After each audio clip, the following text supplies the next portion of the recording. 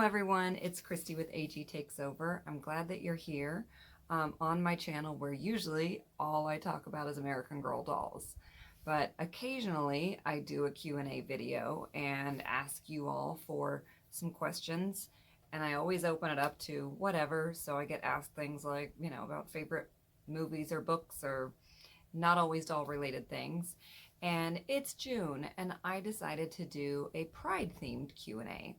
So I got several questions, some that were like, I know the answer to this, and others that were like, oh, I really sat down and took some notes and thought about some things. So I wanted to film right here, right now, because there's natural light and I almost never get that opportunity. But also I have a lot of notes and they're right there. So hopefully that's not too distracting, that I am going to be looking over here, not just at the questions, but for reading some of the things. So it's not a video where you need to watch. So if you've got some cleaning to do or multitasking, you're welcome to just not even look at me, and then you won't notice that I'm looking off screen. Yeah, it's definitely one that you can listen to while you do other things. So several questions kind of fell into the same category, and it was like, have you always known you were part of the LGBTQ community, or LGBT plus, whatever people's acronyms were when they wrote the question? When did you discover it? How did you initially feel? Did you always know? When did you realize? So lots of questions about that, and I'm just lumping them all together. So I remember in high school telling my mom, I think I would date girls. Like, I remember that phrase. I remember being in like the front, like the dining room of her apartment, and saying that, and that was kind of my like casual coming out. And it was not, I think I even had a friend over at the time, and it was just like just putting it out there, not like a sit down, Mom, I have something to tell you. Now, my mom had left my dad when I was in high school and was kind of like hiding in plain sight, dating a woman for the first time in her life. So, ostensibly she just had this really good friend and they talked all the time and they spent all their time together, but I wasn't an idiot. So I kind of knew, and so I think that made it like an obvious, safe place to share. So technically I came out to her before she came out to me, but I knew. I think it was definitely harder for her. Not when I came out. I think that like her realizing that about herself. We had grown up with her being heavily involved in the church, and she was shunned. Like, she lost all of her friends overnight. She was pretty much disowned by her older son. So yeah. And if you ask me, the trade-off wasn't even a healthy relationship. Like, she went from a marriage that was not satisfying to a relationship that wasn't any healthier. Not that she realized that initially, but it wasn't. But anyway, back to me. My journey has been interesting. Early years, honestly, I know people, even my wife is like, oh, I knew much earlier than that I liked all kinds of people. But I really didn't think about my sexuality much. I don't remember thinking of that. I don't remember being super aware. Like, I definitely had crushes on boys. I really liked Johnny Depp. I am mortified to say I had a crush on Kirk Cameron. Look him up. He was cute, and who knew he was crazy at that time? Yeah, but in high school, I had my first boyfriend. He was fantastic. And I also, like, during high school, started realizing, like, I'm also attracted to women. So probably from age 16 to 18-ish, I identified as bisexual. And then when I moved to Houston at age 19, I got a lot more involved in the lesbian community there. And I think it was a point in my life when I honestly just couldn't see myself ending up with a man. So I identified more as lesbian. I had one like legit girlfriend during those like 19 to 23 or 24, one girlfriend for a while, but and a few short-lived good times, attempts, but a good chunk of that time I was single and identified as a lesbian. And then I had my daughter, my older daughter, through artificial insemination. I was single, 22, got artificially inseminated, and had her at age 23, which, no, is not the norm. that a 22-year-old's like, yeah, I'm ready for artificial insemination and doing this on my own. So, yeah, I know. When I just knew I wanted to be a mom. When Annika was born, and by the way, I share her name and things about my family in this video only with permission from the people, right? Their names or anything about their identities or their relationships is strictly with permission.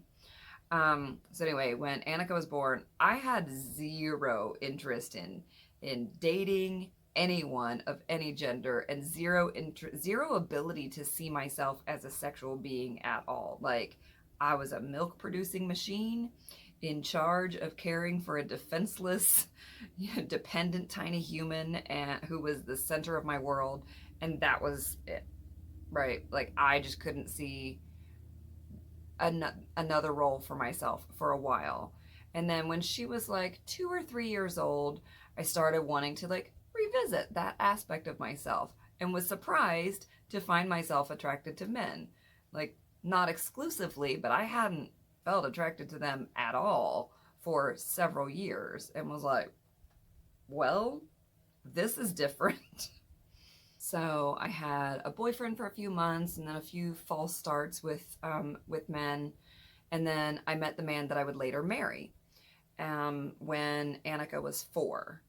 So he's the reason I moved to Mexico. He's Mexican. I know some of you know that I used to live in Mexico.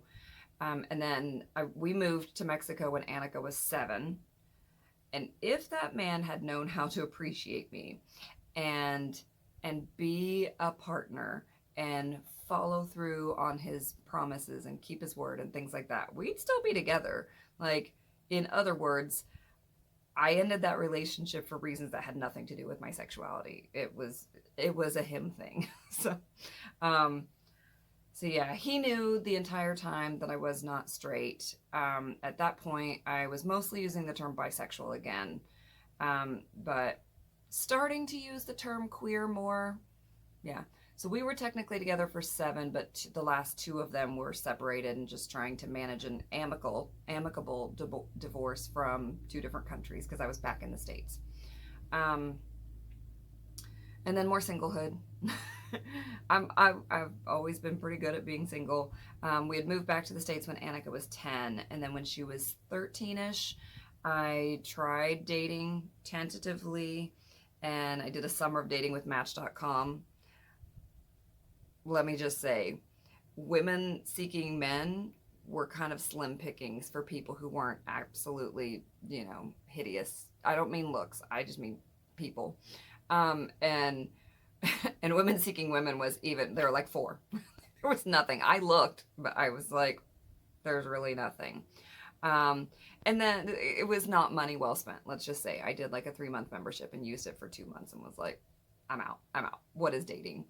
And unfortunately, not long after that, Grace and I met, and I am so glad not to be in the world of dating.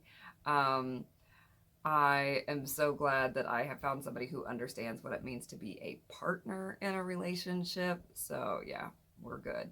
And then for at least the last decade, my preferred term has been queer. I like that it doesn't have the word sexual in it. Like, I know bisexual and pansexual and things like that can get shortened to bi and pan, and I appreciate that. But I just feel like queer is very broad, and it's a term that gives people a bit of room to breathe if things, change or fluid. I do feel like it's important to note that when I started dating men again in my mid-20s, I almost felt like I had let the lesbians in my life down. Or that they thought that I had fundamentally changed. And I've stopped getting invited to Pride stuff by some of my lesbian friends. And I was like, why would you think that A, that I'm not still queer, and B, that I wouldn't still want to do these things and I wouldn't care about these issues? So that was a little bit like, they probably just were confused too. I don't know. It probably felt like it came out of nowhere to them. But yeah, so during that period when I was married to Juan, I feel like I experienced both like passing privilege, because I could be affectionate with my spouse in public, no matter where we were, and talk about my spouse to whoever and never worry that like I was putting myself at risk or going to be judged or treated differently. But I also experienced a sense of erasure. So, yeah. That's kind of my coming out and identity thing, and that was a bunch of people's questions. So next question is, when you came out, were your friends and family supportive? My older brother was not supportive. We are estranged. We basically don't have any relationship, and I don't know why. I've asked him outright, and he's never been able to give me a reason. Like how you could look at somebody and say, I just don't talk to you. And then somebody says, but why? I don't know. I do not understand. It's been enough years that I'm kind of like, it is what it is. I love him and he would be welcome in my life, but I don't know. He did cut both my mom and I off, and we both were the people who had come out of the closet, so maybe that's the reason, but I honestly don't assume because I have no idea. I think other than that, friends were mostly supportive. I really more publicly came out after high school. I just remember witnessing some of the isolation and some of the bullying that people experienced who were out in high school, or even like a friend's brother was gay, and I remember like the flack that she caught for that. And I think that every person has a right to prioritize their safety and well-being. So I was a little bit more closeted in my junior and senior year, at least to people that I knew in high school. Like I had kind of two groups of friends, so friends outside of that, I was more out to. But yeah, when I first started feeling attraction to women in high school, it wasn't something that I was like super public about in high school. Next question says, have I lost any friends because of my orientation? I don't think so. I don't think so. I'm a pretty open book, so for a lot of years, it hasn't been something that I like sit down to and come out to people about. It just is an integral part of who I am, and so it comes up organically. Like, if you are watching this and you're straight and partnered, don't you just talk about your partner organically? You don't think about it. It just comes up when you're talking about what your plans are this weekend, or, you know, your daily life. So it just kind of comes up, and I think that's, you know, I don't think that I've lost any friends over it, I guess is the short answer. I do want to comment, though, about something that I think some straight people do not understand. If I know that in your heart of hearts, you think that my love for my wife is sinful just because she's a woman, like, I don't care how on friendly terms we are, please know that I can't ever, it's not even a willful thing. I'm incapable of feeling like that person is a true friend. I can't have a true friendship with somebody who believes that my love for my wife is sinful. Because by definition, like a true friend, I don't believe that a true friend could look at our relationship and go, yeah, that's hell worthy. Love you, but God can't accept that. So I've had coworkers and even people that I know in the doll community who are very kind to me and kind to my wife, and we can even spend time together. But I know that they think our love is unacceptable to the God that they believe in, and I just can't see them as true friends. And I'm gonna be polite and enjoy aspects of the time that we spend together, but there's just a fundamental roadblock to genuine friendship, and sometimes people don't like to hear that. And I'm certainly not speaking for every other queer person out there. I just can't overlook it when I know that somebody thinks that like the love the sin or hate the sin kind of thing just doesn't fly with me. Like, this isn't sinful, period. And if you do not agree with that, like I can be friendly, I can be civil, I can be polite, I can appreciate things about you, but no, no, we do not see things the same way. How have you seen the community? Oh, and I forgot to say, I kind of categorize these. So right now I'm answering things that are more personable or personal about my identity and my experience. And then the next section of questions is more like general, maybe like some advice or I don't know, just more general. And then the last set of questions are all things that are related to dolls. Excuse me. So next is, how have you seen the community and everything surrounding it change throughout your life? So I'm assuming they mean the LGBTQ, the alphabet mafia, right? I think that the heightened awareness and sensitivity to gender identity has been a really positive aspect. I know that like respectability politics has historically made a lot of cis, lesbian, and gay folks resent the B and the T in LGBTQ, etc. But there seems to be a growing understanding in the community that we are all interconnected and, you know, we're all in this together. No freedom till we're all equal. So, yeah, I think that awareness of intersectionality, of identities and struggles has helped lessen the stigma of the term bisexual, for sure. It has lessened the stigma of stating your pronouns and respecting other people's pronouns. And other terms like pan and ace have gained traction and allowed people to feel seen and valued in a place where they didn't always feel that they fit. So yeah, those are some changes that I've seen over my lifetime, and I am here for them. The next couple of questions came from one person, and they're all related to my life in Mexico. I went ahead and included them here. They were for a different video, but I put them in here because one of them relates to the gay friendliness of where I lived. So it was tangentially relevant, and I wanted to answer this person's question. So they said, I would like to know about your experience living in Mexico. What took you there? Where in Mexico did you live? Did you speak Spanish before you went? What were your favorite things about living there? And did you find Mexico to be gay friendly? So just a couple questions. So I already answered what took me there, my ex-husband. I lived in Ciudad Azteca in Ecatepec, Mexico, which is just outside of El Distrito Federal. So just outside of the capital, in a state called Ecatepec, in a town called Ciudad Azteca. And I did already speak Spanish when I moved there, yes. Things that I really liked, like public health in general, like vaccine availability. People would come to the door and be like, hey, there's a dog rabies vaccine clinic at the market down the street on Sunday. The vaccine's free. Show up between these hours. That would never happen here.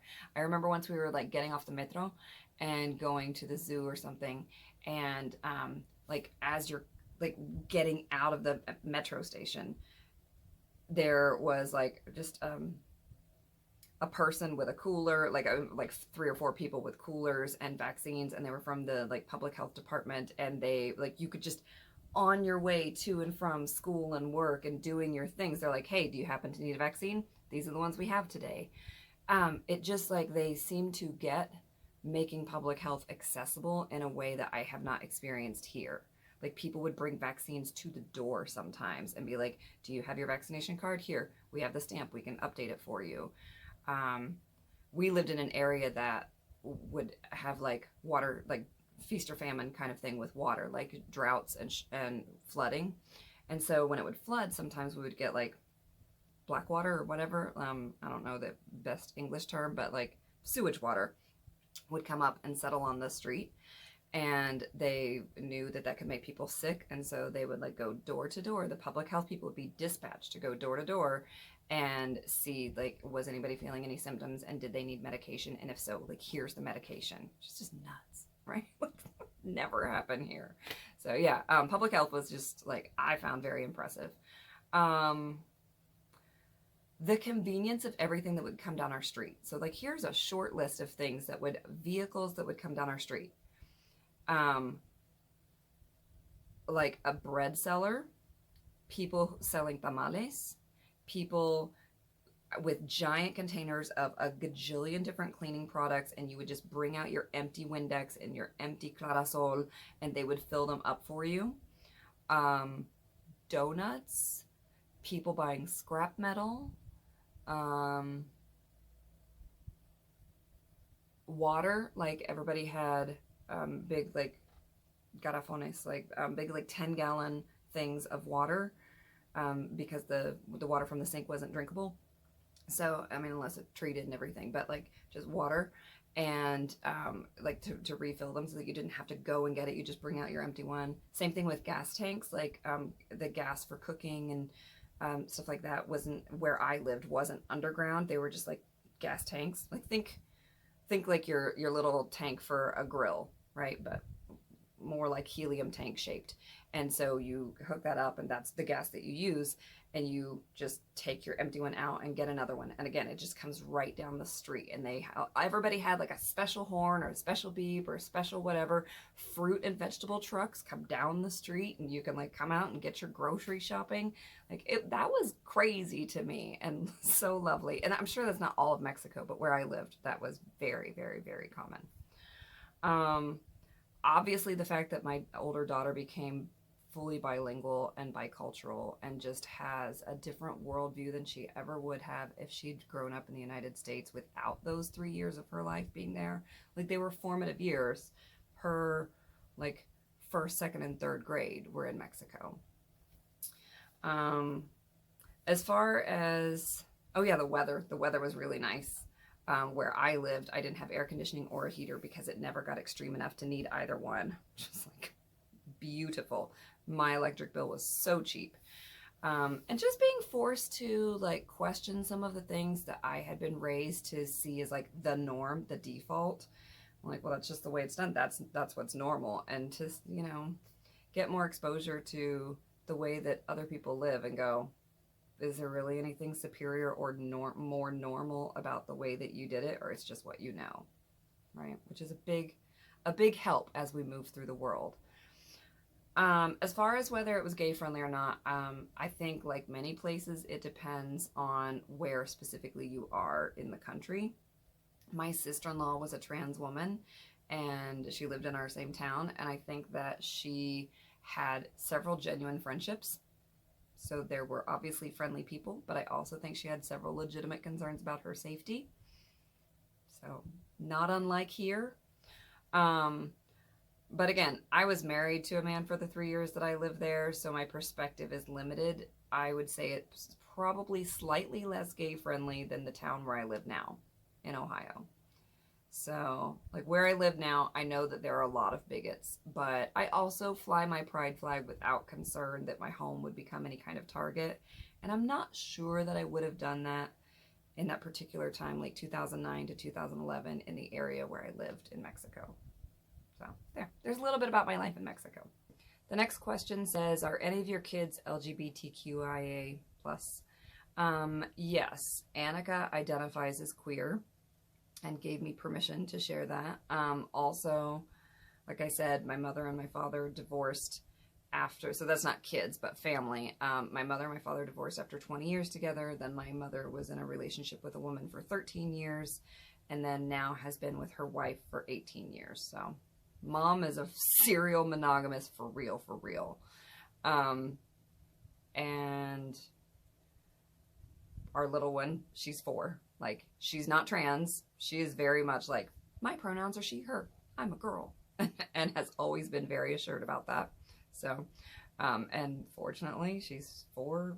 She hasn't, like, there's no sign of her sexuality, which is a good thing. What is my favorite part of being part of the LGBTQ plus community? I was like, that one I had to think about for a while. I don't think that this is unique to the queer community at all, but I do find the community to be slightly less selfish than society at large. So obviously there are exceptions on both sides. There are very selfless straight people and there are very selfish queer people. But I think in general, I think there's just something about being part of a group that has been targeted and attacked and criminalized and murdered and shunned and legally shut out and all of these things just for existing. And there are many groups that have that experience, right? There's something about being part of a group like that that forces you to appreciate how intertwined our fates are, right? And not just to think about your own happiness, but about others. and be willing to amplify the causes and the needs of others. Also, I cannot speak for everybody, but I have observed that women in queer relationships seem to feel that their domestic labor is more appreciated. So I think that society has socialized us to devalue the work that is traditionally relegated to women. But when it is two women, that's less likely to happen, right? So we both know better, basically, and we understand how much work goes into laundry and cleaning and vacuuming and dishes and cooking and transporting kids and remembering important dates and right? Like all of that unpaid labor. We both value it. We both hate it. not the raising the kids part, but like the work. We both don't love it, and we both make sure that we try to share it equally, right? The next question was, do you identify with any specific labels? I've already said I prefer queer. I think that the pan flag would be the most appropriate for me, as far as if I'm at Pride and they're giving away flags, that's the one that I would pick up. But words, I would say I use queer more than anything. How did Grace and I meet? I've told that story many times, but I'll tell it again, because not everybody has watched past Q&As. And what's something that I love about her? So we met at a work function. I was brand new to the staff, and there was a picnic at somebody's house. And for everybody, we were all like college interpreters. And it was before the start of the semester. One of the staff members had a barbecue or something at their house, and I went to it. And she remembers meeting me. I don't remember meeting her, but I was like the new person. And so, of course, she remembered me. Everybody was new to me, so I don't remember anybody. I remember the name of the person who had the thing, and that was basically it.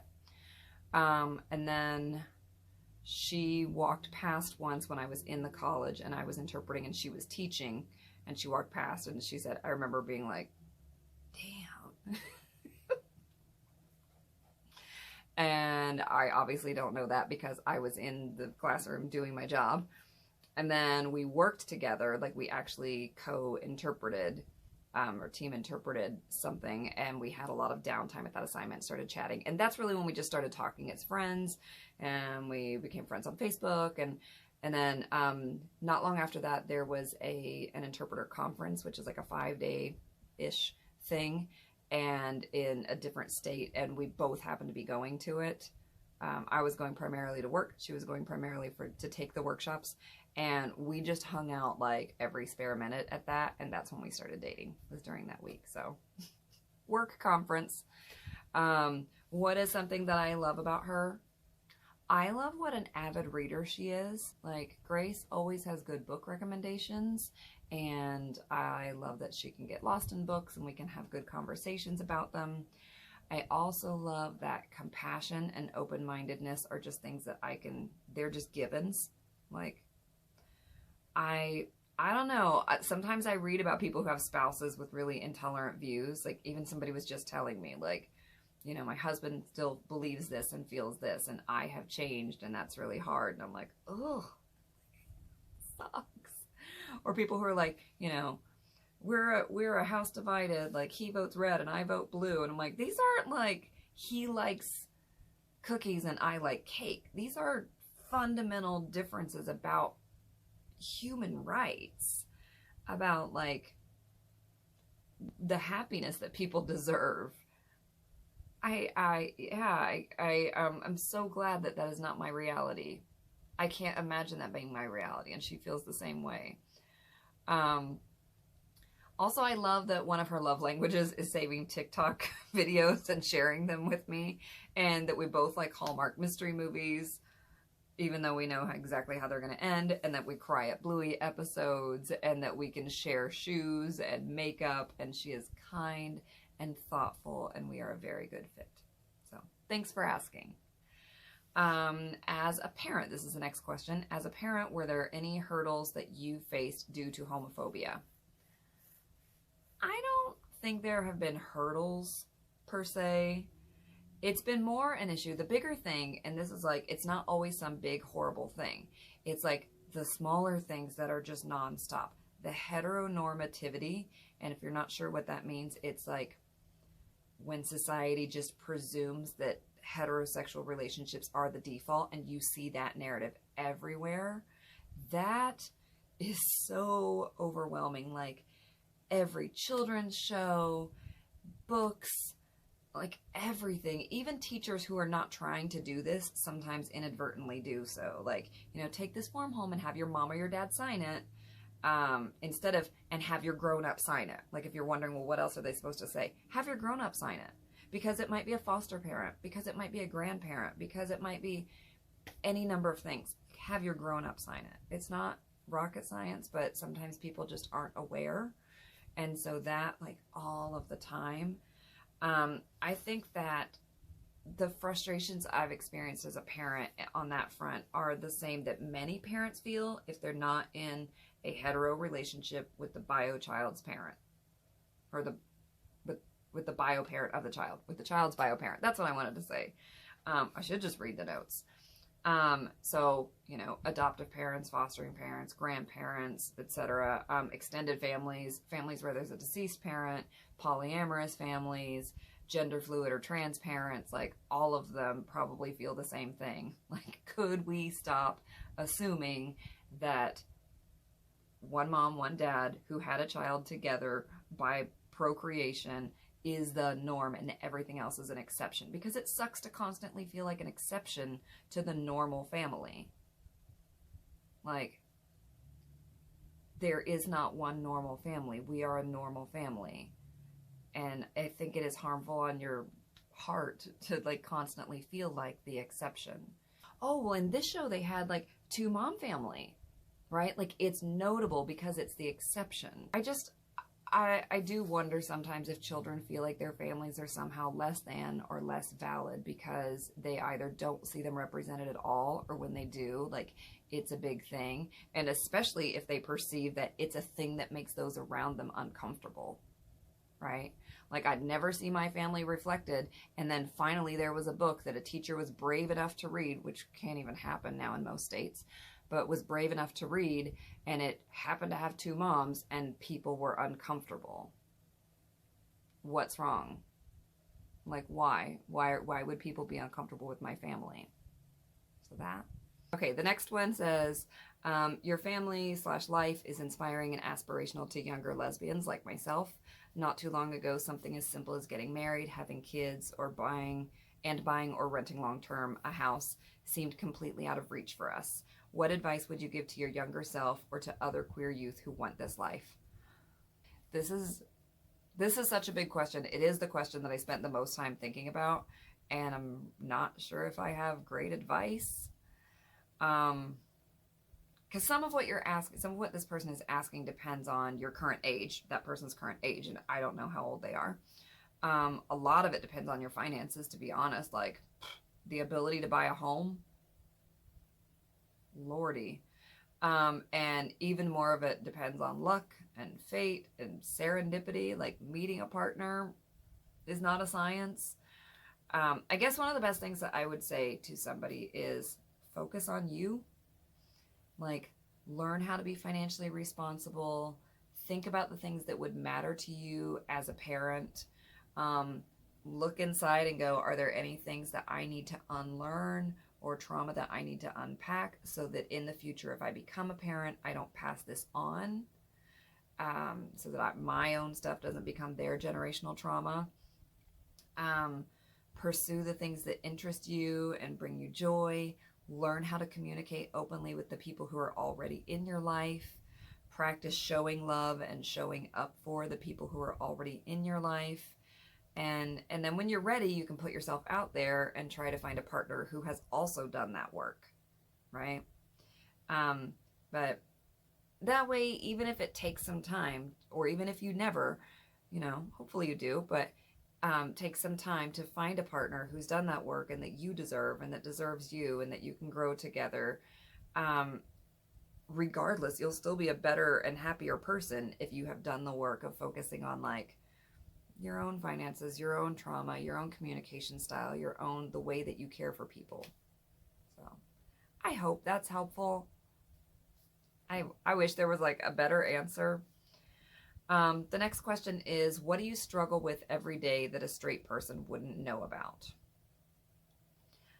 I don't know necessarily that a straight person wouldn't know about it, because I like to think that, straight people don't have to be clueless just because it's not their experience. They can learn about it. But maybe that like a cisgender, heterosexual white person wouldn't think about. Just knowing that you can go to almost any store that sells baby clothing and find something that says, references mom or dad, but never moms or dads. Right? Like when our little one was younger, so much baby stuff, like smart like mom, but never smart like moms. Like daddy's favorite, DADDYS, right? Not DADDIES apostrophe, right? So little things like that. I like every time we would see those, I'd be like, oh, it would be so cute if it said, and I made them, bought the stupid silhouette just to be able to make things like my mamas love me. Or like hatched by two chicks or things like that. Because I knew that I would never find them in any store that everybody else could go to and find that kind of stuff about their family. I mean, I know, Etsy. I'm just saying, like, straight people could go into any store and find that, but we could not. Knowing that in large part, representation of your experience will exist in the media only as long as it is profitable. This is a big one that I'm feeling right now. Like this year, Joann fabric has basically no Pride fabrics. They have like this many. Some people the other day were like, oh, you should check out Joann. For what? Last year's clearance flannel? They're not doing it this year. They had a big section last year. They got nothing. In the whole store, we found like half a little jewelry section with a couple little hairpins and earrings that were Pride things. Target, who for years has like shown up. No, nothing. They don't have pride displays at all in many of the stores, and they're very small. And I was like, well, let's go online and see what we can find, because I thought I'd find a cute shirt for my 4-year-old. They have nothing. When you look up Pride apparel and do size by toddler, nothing. Kids, all the way up to junior, like kids, nothing. I know, they got a whole lot of backlash last year from conservatives. And Grace said, well, to be fair, those conservatives were like literally threatening employees. Like they were off their rockers, like unhinged. And I was like, yeah, but online, they could still have that stuff online. They just decided it was not profitable enough. And I know how capitalism works. It just sucks because you see those things and you think maybe things are changing. And then from one year to the next, you see it can go right backwards. So that, like, feeling like progress is always conditional, it's always like tentative, and that just like that, you could be right back, like things can go backwards. And so, and knowing that like none of these companies that are like, we care and celebrate you, blah, blah, blah, like, yeah, sure, as long as it doesn't make us lose money. So what was it ever really about? Keeping tabs on laws and bills in your area that would limit your rights, invalidate your marriage, erode at your parental rights because you are not the bio parent and you're not in a straight relationship, and keeping tabs on all those things and weighing your ability to move somewhere else, your desire to uproot yourself from the rest of your family and friends and move somewhere else, and your need to move somewhere else to be safe. Like, this is something that Grace and I talk about often. And I don't think that most people are having those conversations. Maybe they are about school gun violence because every parent, that is something that we all, I think about. But I just think that there are a lot of extra considerations for certain demographics. So, yeah. Fun times. Deciding, I guess the last one, I don't have a super long list, but deciding on a regular basis whether it's okay to be open about who you are and whether it might jeopardize your safety or the treatment that you receive. And this is like anywhere from in interactions leading up to a Facebook Marketplace purchase or at the mechanic or just, it's just kind of constant. Mostly I'm out to everybody, but there are regularly times when I have to make a decision and kind of assess the situation and decide whether it's okay to say my wife, blah, blah, blah, right? I don't think that's something that everybody experiences. All right, so the next ones are a few questions that are more general, not about my experience. I guess some of those were too. It was hard. The doll ones were easy to distinguish, but breaking up the rest of them was a little hard. All right, so the next one is, how can straight people be a good ally to you or to the LGBTQ community? In no particular order, here were some thoughts. Number one, buy and support diverse stuff created by people from the LGBTQ plus community. So this means books, fiction, picture books, memoirs, you name it, movies, TV shows, clothing, art, music, etc., etc. Like, buy and support those things made by those people. Amplify our voices. If there's a video that a trans person makes that about gender and you find it helpful, share it and credit them. Don't just paraphrase it and like take credit for that. Share the source and give them credit. If a queer person is expressing frustration over being discriminated against, like, believe them and take an interest in it and amplify their concerns. Help raise awareness. And believe, I guess this is a separate one, but yeah, believe people's experiences and don't gaslight them, right? Oh, I'm sure it wasn't that, it was probably this, right? Just believe people, their lived experiences are their lived experiences. Number 4, educate yourself, unpack your own biases, examine your preconceived notions, take stock of the language that you use. I remember long ago, and this is a transphobic term that I did not realize was transphobic at the time, so I apologize for anybody that it's triggering for, but I do remember using the term she-male when I was much younger. And I don't remember meaning it as an offense, but just thinking like it was a clever wordplay. And it like feels horrible now. I'm like, that was not kind or respectful, and it doesn't matter what my intentions were. Like, I wasn't trying to be hurtful, but it is. Hopefully I was not using it. It's not like a term I loved. I just remember that I uttered it once talking about somebody. And like, hopefully I didn't say it where they could hear it and they were hurt by it. But yeah, like, we evolve, as a very young kid, I did not know better than to use the R word about people with developmental disabilities. So we can all learn and do better. So educate yourself. Yeah, put in some work. Like, for example, when Grace and I were engaged, we interviewed a few wedding photographers. And we met up with one, and the form she had us fill out had spaces for the bride's name and the groom's name. It said bride name, groom name. Like, she knew she was meeting with us. How hard would it have been to change that to person 1 and person 2? Not hard at all, because the person we ended up hiring had person 1 and person 2. Right? So just take stock of your language. Think about like what little things do I do that might be making people feel not included or not valued, and try to make those changes.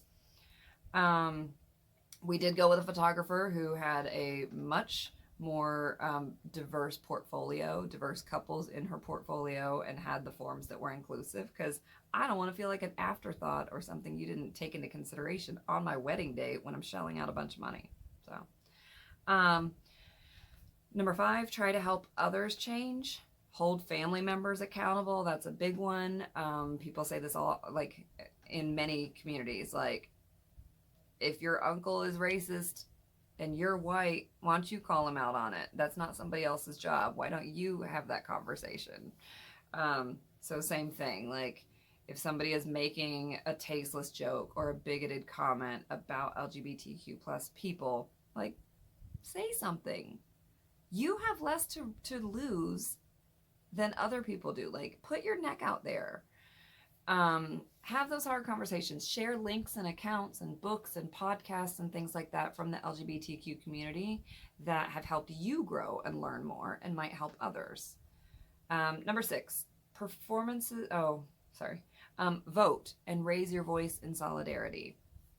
Right now, Ohio House Bill 245 is proposing a ban drag, or oh my gosh, a drag ban. So a ban on drag performances anywhere outside of adult cabaret, which would mean like literally you can't have a drag show or drag performers dancing on a float at Pride.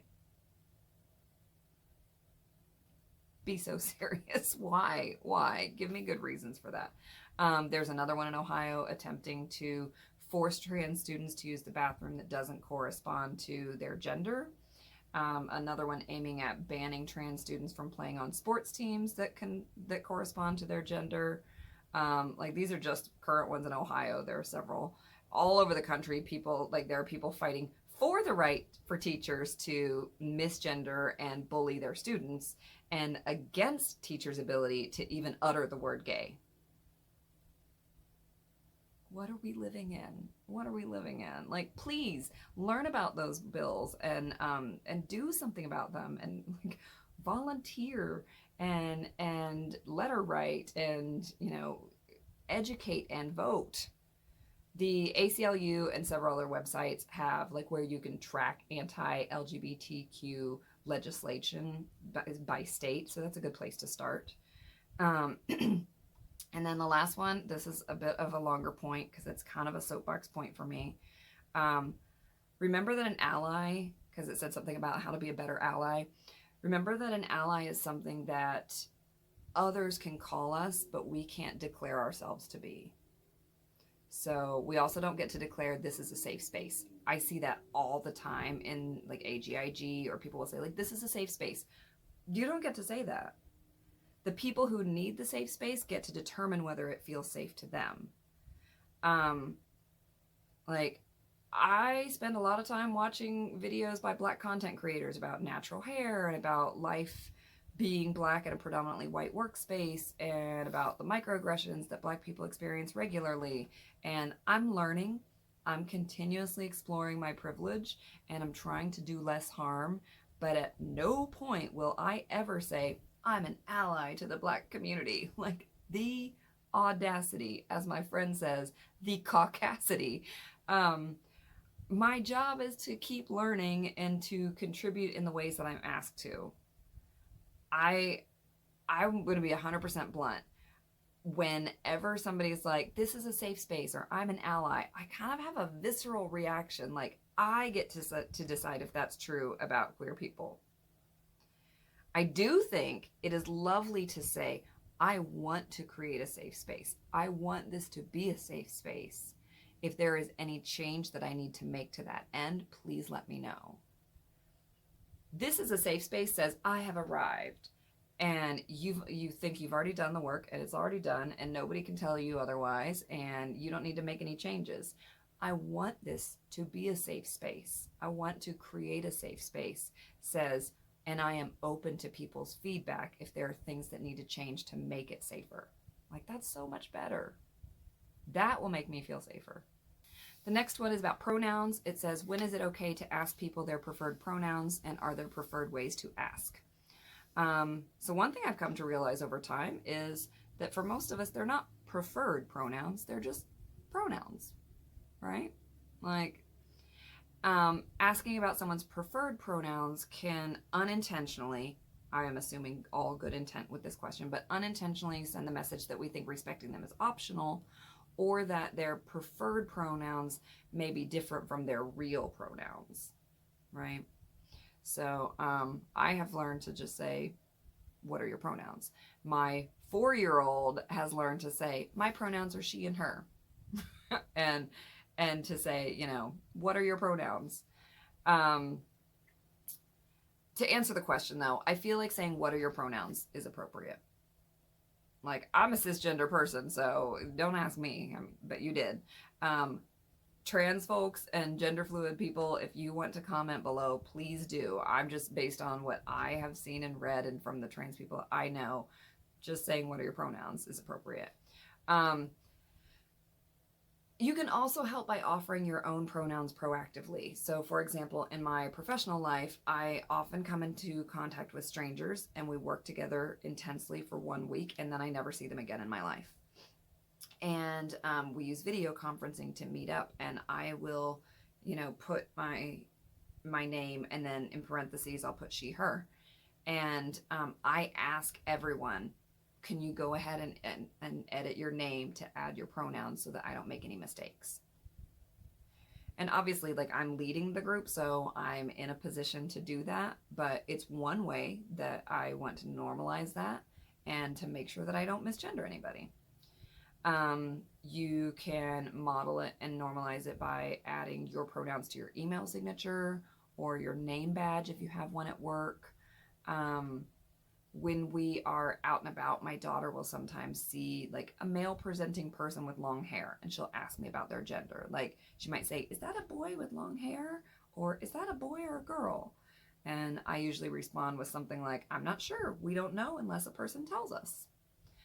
They could be a boy, or they could be a girl, or they could be neither and just a person.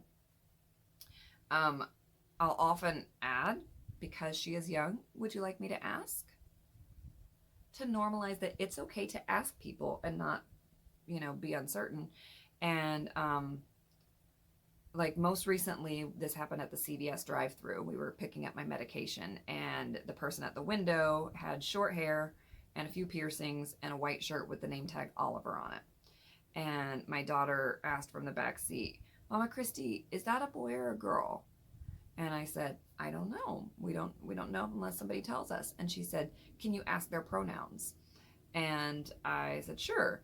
So the person came back and they said, do you have any questions about your medication? And I said, it is a little awkward for me because I don't know if people are going to be bothered, but it's an honest question, and I want her to be educated. So I said, no, but our daughter is learning about gender and pronouns, and she wanted to know your pronouns.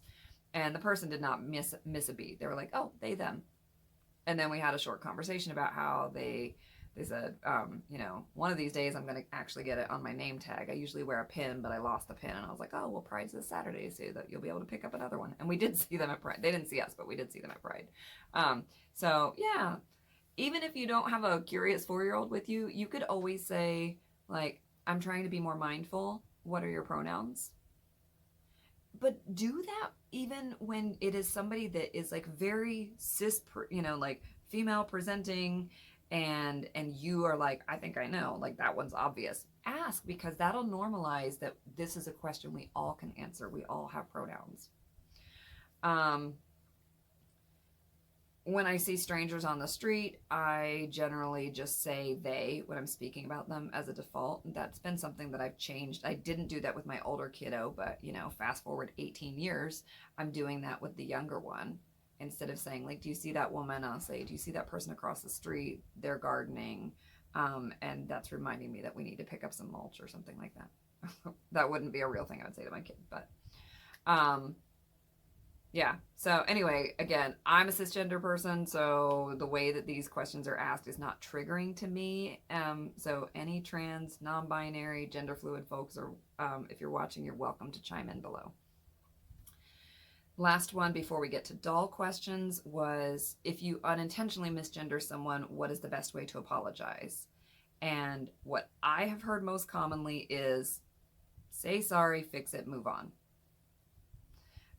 Feel free to put in extra practice talking about the person correctly in their absence so that you're more likely to get it right. But I think most people don't want to be made the center of attention.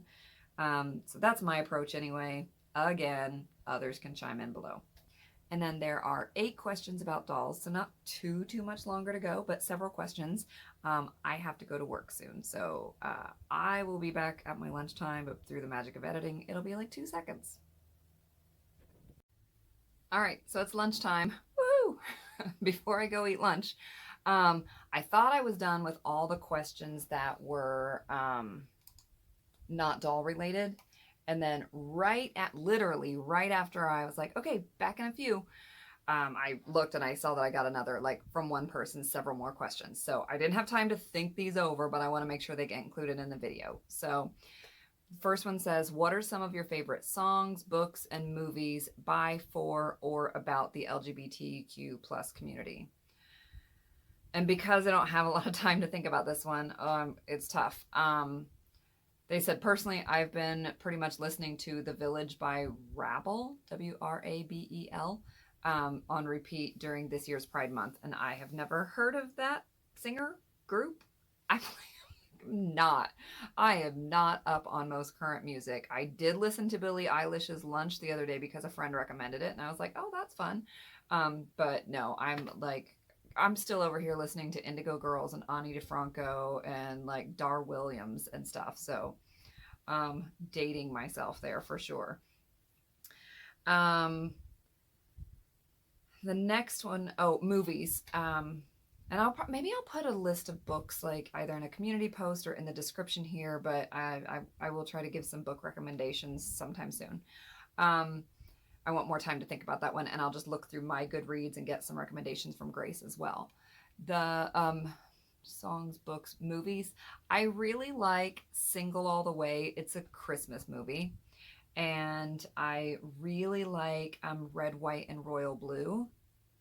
And these are like light-hearted, like mass-produced, whatever. And I like the TV show Heartstoppers. It's based on a book series, I think. It's like about high schoolers. And all of these feature males, because guess what? Big budget stuff is so much more likely to be about gay men than ever about women. Like there's so many more, if you're talking like just things that I can find that were like, like mainstream representation, it's so much more likely to be about men.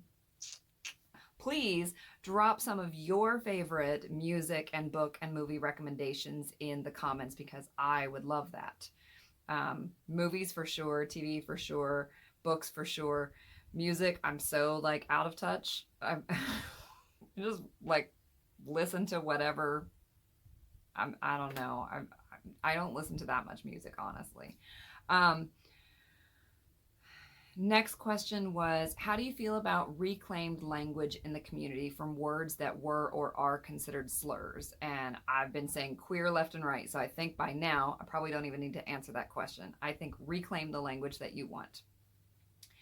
And as always, other people can I guess tread carefully and maybe even ask questions about like, is that a term that somebody is okay with? Because the fact that my favorite identity term is queer does not mean that somebody else will be okay with that, right?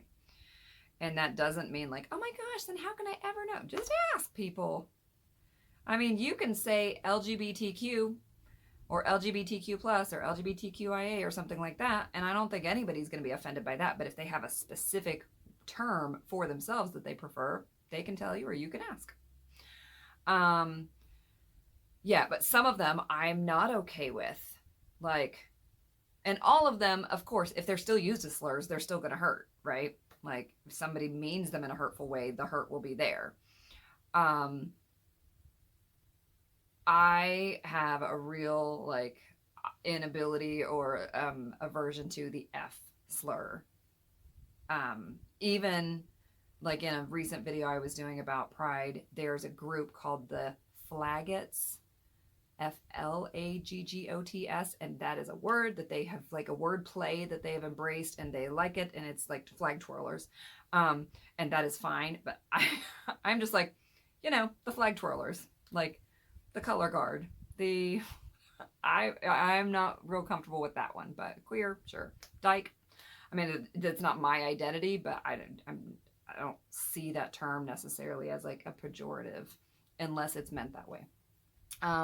Next thing was, what are your thoughts on generational differences in terms of culture, language, and expression in the community?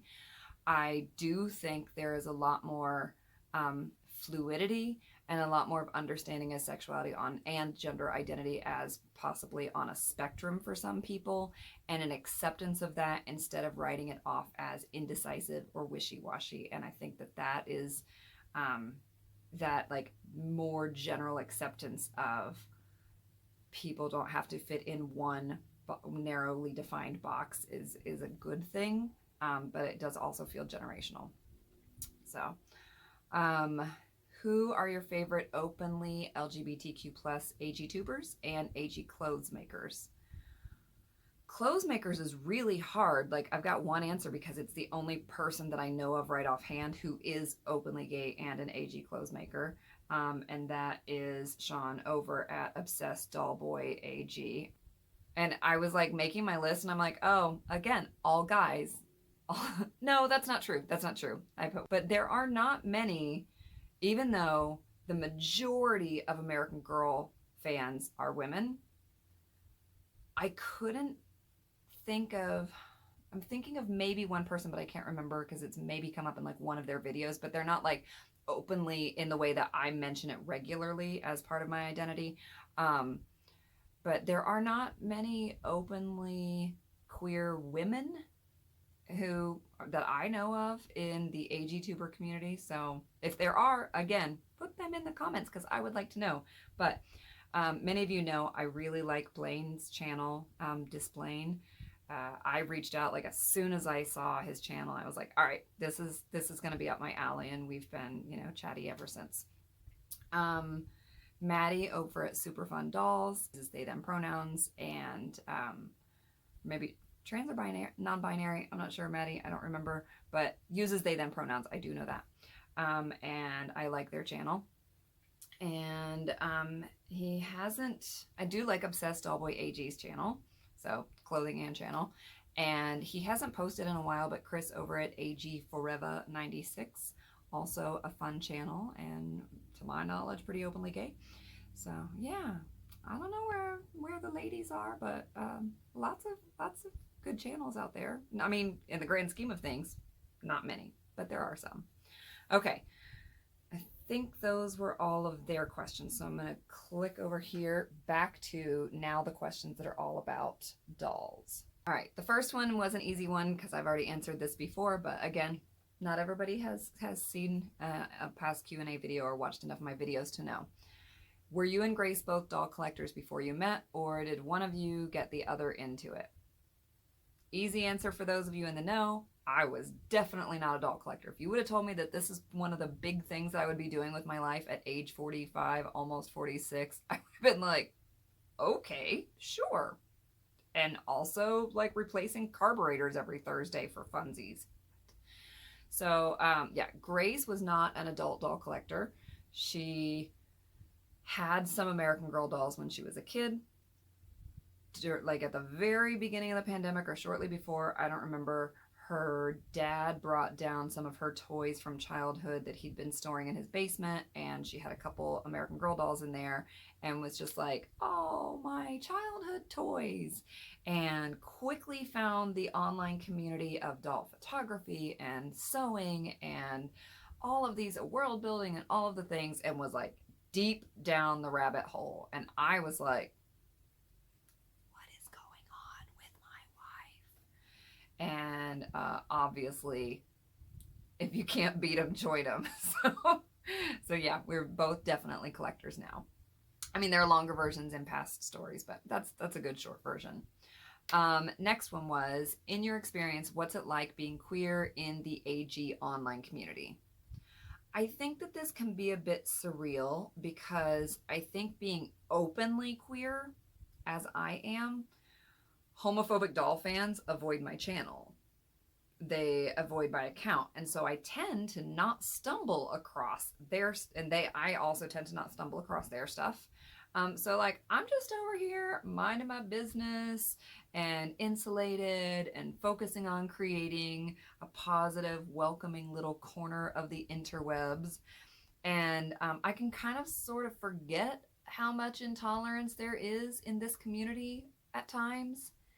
And then I will just randomly see somebody's comment or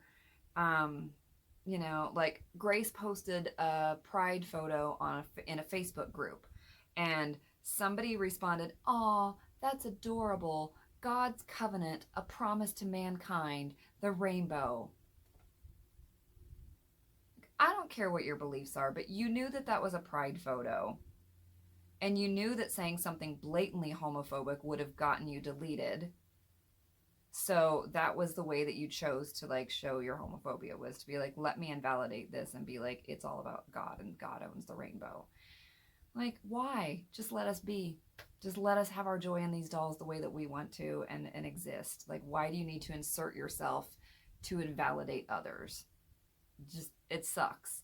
And it sucks because people feel that way. That sucks. But also because sometimes I forget just how many people feel just how strongly they feel. And so those kind of things can still make me feel blindsided. Next question. And this was not really about pride, but I just considered, like, I was like, okay, I'll answer it. Are you including your daughter more in the doll hobby as she gets older? Again, not related to pride, but whatever. It only takes a couple seconds to say. Yes. Oh, yeah. She's always loved dolls. She has her own. She has 5 Welly Wishers, 3 Bitty Babies, and 3 American Girl dolls. And she has her own doll houses, plural, because she has one downstairs that we got from a yard sale, and she has one in her bedroom that's the Welly Wisher, the old Welly Wisher house that I got on Facebook Marketplace. So yeah, she already has plenty. She already comes in here and plays as long as she's got supervision. She's welcome to be in here. The only thing that she doesn't have access to is all the stuff in the basement, and that is for our sanity. I'm not ready to be like constantly dragged down there and be cleaning up a bunch of stuff, so she will get access to that later. But right now, yeah, she's already involved. She helps me dress dolls. She's learning like that she can play with hers in a certain way and ours require more care. So yeah. Next one. Do you think American Girl should come out with a gay doll or an LGBTQIA plus doll? Not necessarily, which might shock some people, but think about it. They don't have any explicitly straight dolls. Like American Girl has historically, intentionally avoided addressing these doll characters' sexuality, probably because of the age that they present them as.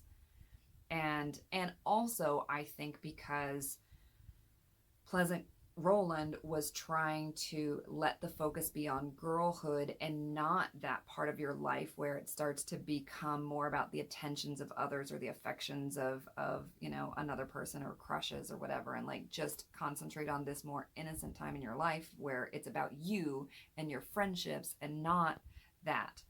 So maybe it's like,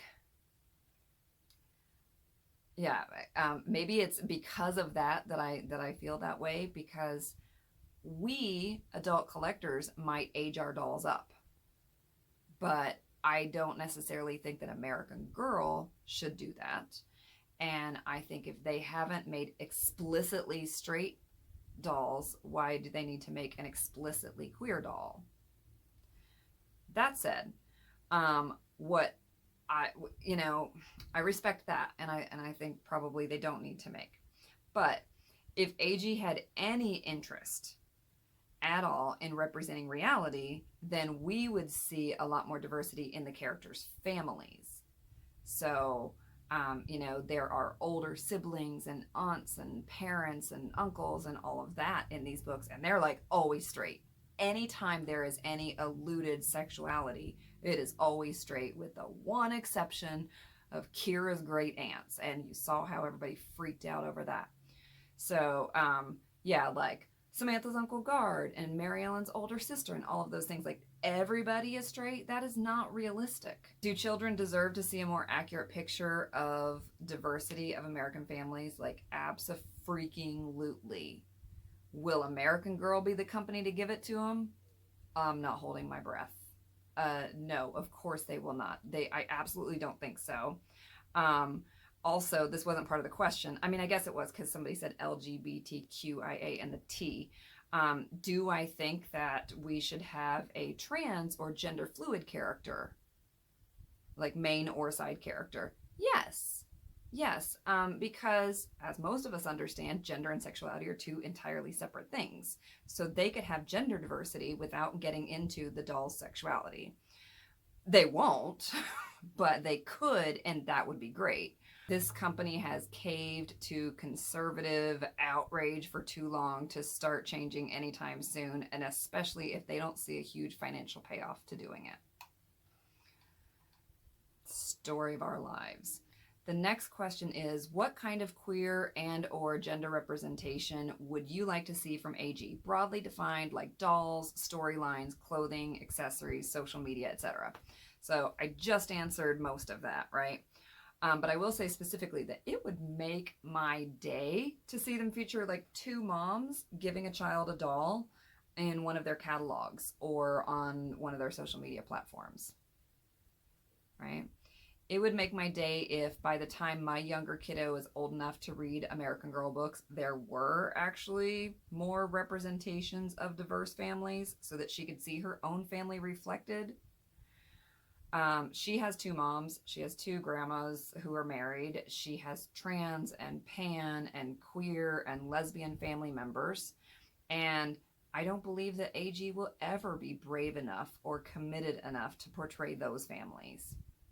Like, look how quickly they caved when, there was outrage over their body image book. They didn't just pull that book from their stores and their website. They pulled it from Amazon. They didn't even sell it at the benefit sale like all the leftovers. So where those books ended up, I have no idea, but they were just gone overnight. Yeah, I'm fully counting on Kira's great aunts being like the one feeble attempt in the history of AG, and I know that if I want diversity, it isn't going to come from them, and I hate that. I hate that because I really like these dolls for so many other reasons, but it sucks. The next one says, particular to the doll space, how do you feel about straight people creating characters for their dolls that include a spectrum of gender identities and sexualities? Assuming that it is done respectfully, is this okay, or is it weird and cringy, and do you wish they wouldn't? Asking for myself honestly, because I have a doll that I'm imagining is gender fluid, but that's not how I identify, and I wonder if this would be offensive to some members of the queer community. Well, I try never to assume that anyone is straight, so I usually wouldn't know if a straight person is creating a doll like that. Like I have female friends who've been married to men for several years, but they're not straight. So like I said, I typically wouldn't know if a straight person is creating LGBTQ plus doll characters. But I think what this question is really asking is, how do I feel about the fact that straight people do that? Right? I don't know who are the straights doing this, but they do, and how do I feel about that? I think it can be a great way to learn about different identities and different people's experiences.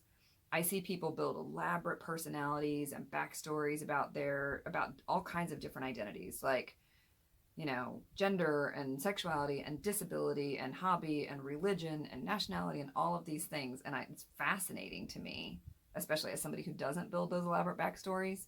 I think it can be lovely.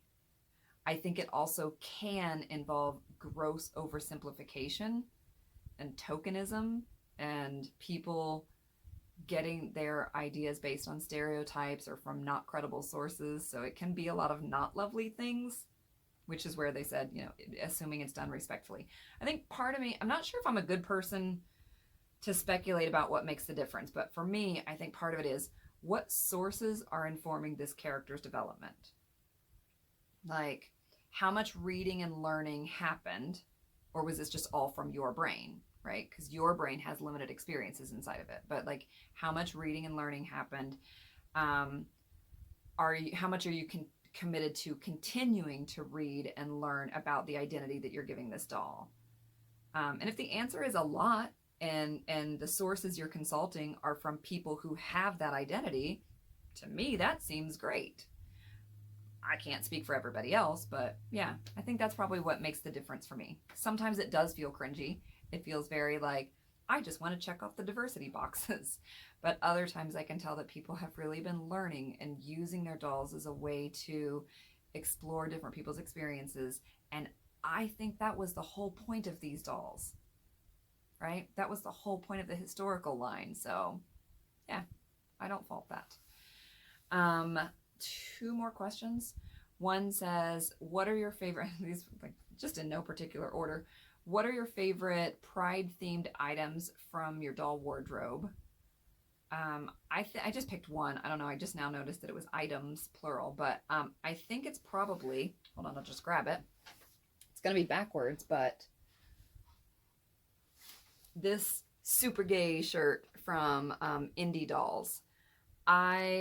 It's just colorful and it's fun and it's unapologetic and it feels the most celebratory to me.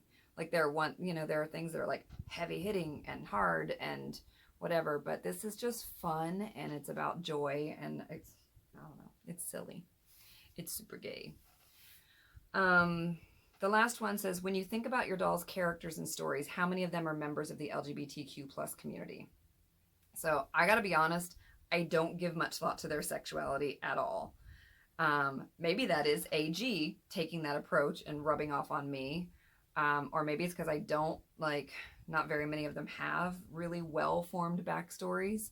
But yeah, I guess I don't think of any of them as explicitly straight. And last night I asked Grace, and I think there were 4 dolls out of our 103-ish dolls 4 or 5 that she was like, straight, straight. Josefina was one of them.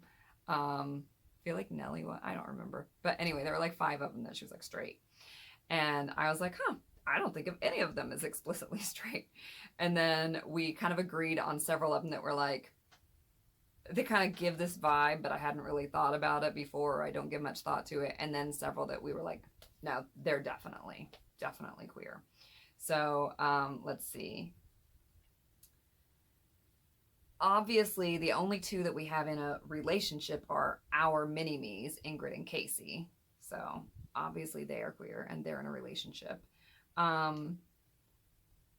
Kingsley has 2 moms, but I've never given much thought to his sexuality. If there was any doll in our whole collection that I think of as straight, it's maybe him. And maybe that's because I think that being raised by 2 mamas, he would make a better partner to most women than many men would. So I'm like, I kind of want him to be like available for the girls. I don't know. I'm a weirdo. But yeah, who knows about him? He just has 2 moms. And by the way, let me show you Kingsley for those of you who don't know. He has 2 moms. They're not dolls because they're older and bigger. Who else? Ash is non-binary or gender fluid, so definitely the T in LGBTQIA, but I don't know about the types of people that they're into, so who knows? There are a few who are undoubtedly queer in my mind. Danny, I can't reach them all, so Danny, I'll put a picture up here.